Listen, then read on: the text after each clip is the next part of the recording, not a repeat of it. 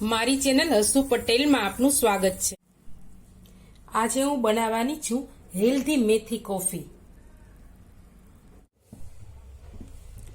મેથી કોફી બનાવવા માટે સૌપ્રથમ મેં અહીં 2 ચમચી મેથીના દાણા લીધા છે। તેને આપણે શેકી લેશું।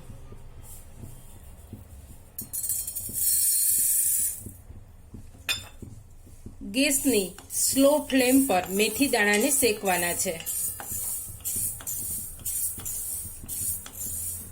મારી ચેનલમાં જે કોઈ નવા હોય તે મારી ચેનલને સબસ્ક્રાઇબ કરજો અને આ વિડિયો લાઈક અને શેર કરજો। આપણે સૌ જાણીએ છીએ કે મેથી ખૂબ જ ગુણકારી છે। મેથી છે તે શરીરની ચરબીને ઓછી કરે છે, લાંબા સમયના પેટના દુખાવાને મટાડે છે, માથાના ખરતા વાળને પણ અટકાવે છે અને બ્લડ સુગરને પણ લેવલ કરે છે।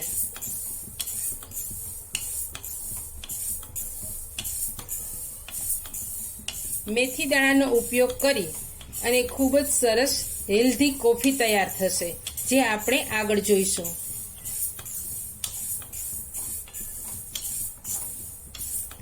જે વ્યક્તિને લાંબા સમયથી એસિડિટી હોય તેણે મેથી કોફીનો ઉપયોગ ન કરવો જોઈએ। જે બહેનો પ્રેગ્નન્ટ હોય તેને પણ મેથી કોફીનો ઉપયોગ ન કરવો જોઈએ।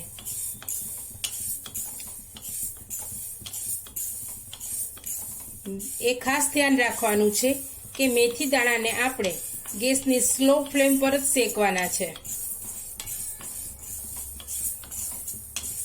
મેથી દાણાનો કલર છે એ થોડો ચેન્જ થવા લાગ્યો છે। ગોલ્ડન બ્રાઉન થાય ત્યાં સુધી આપણે તેને શેકવાના છે। શેકાવાની સુગંધ પણ આવવા લાગી છે।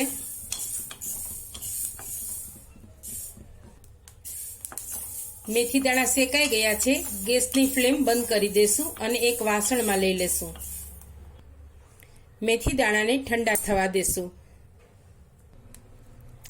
મેથી દાણા ઠંડા થઈ ગયા છે। મિક્સર જારમાં લઈ લેશું અને તેનો પાવડર બનાવી લેશું। મેથી દાણાનો સાત્વિક પાવડર બનીને તૈયાર થઈ ગયો છે। આ પાવડરને તમે સ્ટોર પણ કરી શકો। એરટાઇટ બોટલમાં ભરી અને 2 મહિના સુધી તમે સ્ટોર કરી શકો અને ઉપયોગમાં લઈ શકો છો। હવે એક વાસણમાં મેં 2 ચમચી સાકર પાવડર લીધેલો છે, તેને ઉમેરીશું અને મેલ્ટ થવા દેશું। ગેસની સ્લો ફ્લેમ રાખવાની છે।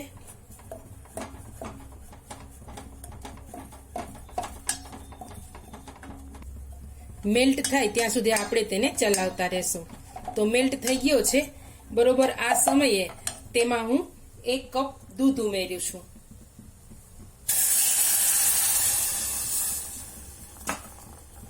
અને ફરી ચલાવી લેશું। દૂધ ઉમેર્યા બાદ હવે કોફીને આપણે ઉકળવા દેવાની છે। અહીં આપણે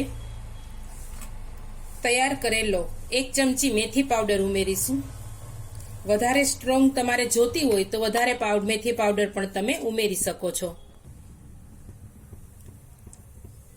1 મિનિટ માટે આપણે કોફીને ઉકળવા દેશું અને ઉભરો આવવા દેશું।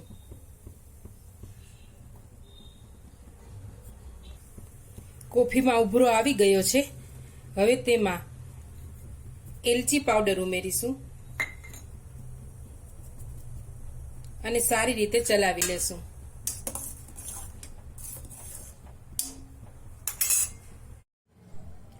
તૈયાર થયેલી મેથી કોફીને કપમાં ગાળી લેશું।